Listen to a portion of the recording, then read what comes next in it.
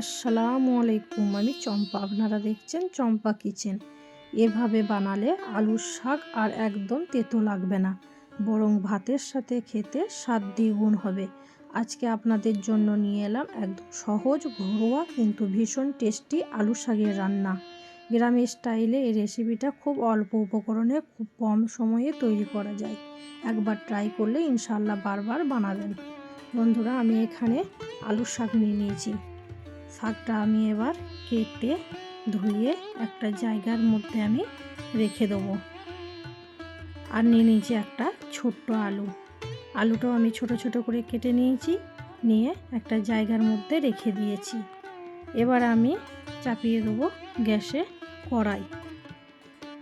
কড়াইয়ের মধ্যে দিয়ে দিলাম পরিমাণ মতন সর্ষের তেল।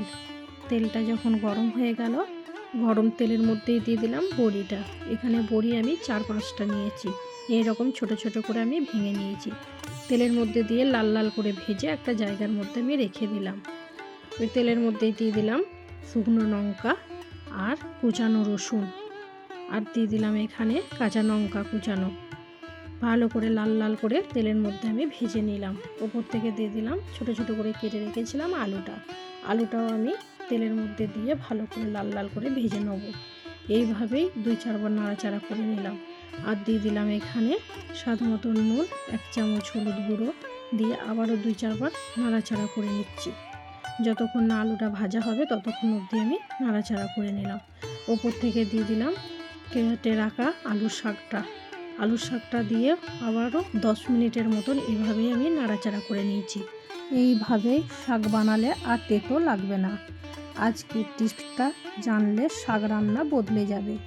অল্প উপকরণে এমন শাক বিশ্বাস হবে না। আর শাক পছন্দ করেন না তাদের জন্য এই রেসিপিটা। আবার ঢাকনা খুলে 2-4 বার এইভাবেই নাড়াচাড়া করে নিলাম। ওপর থেকে দিয়ে দিলাম ভেজে রাখা বড়িটা, আর দিয়ে দিলাম স্বাদ মতন চিনি। আবারও 2-4 বার নাড়াচাড়া করে নিলাম। নাড়াচাড়া করে এখানে 5 মিনিটের মতন ঢাকা দিয়ে দিলাম। 5 মিনিট পর যখন আমি ফিরে এলাম, দেখলাম আমার শাক রান্নার রেসিপিটা হয়ে গেছে। তো বন্ধুরা, কেমন লাগলো আজকের রেসিপিটা? যদি ভালো লেগে থাকে তাহলে একটা লাইক দিতে ভুলবেন না। কমেন্ট করে জানাবেন কেমন হয়েছে। আর ভিডিও যদি আপনাদের ভালো লাগে তাহলে অবশ্যই বন্ধুদের সঙ্গে শেয়ার করবেন। আরও নতুন নতুন রেসিপি পেতে চ্যানেলটা সাবস্ক্রাইব করবেন। পাশে থাকা বেল আইকন অন করে রাখবেন। আজ এই পর্যন্ত, আবার দেখা হবে নতুন কোনো ঘরোয়া রেসিপি নিয়ে। ততদিন পর্যন্ত সবাই ভালো থাকুন, সুস্থ থাকুন। চম্পা কিচেনের পক্ষ থেকে সবাইকে অনেক ভালোবাসা। খুদা হাফেজ।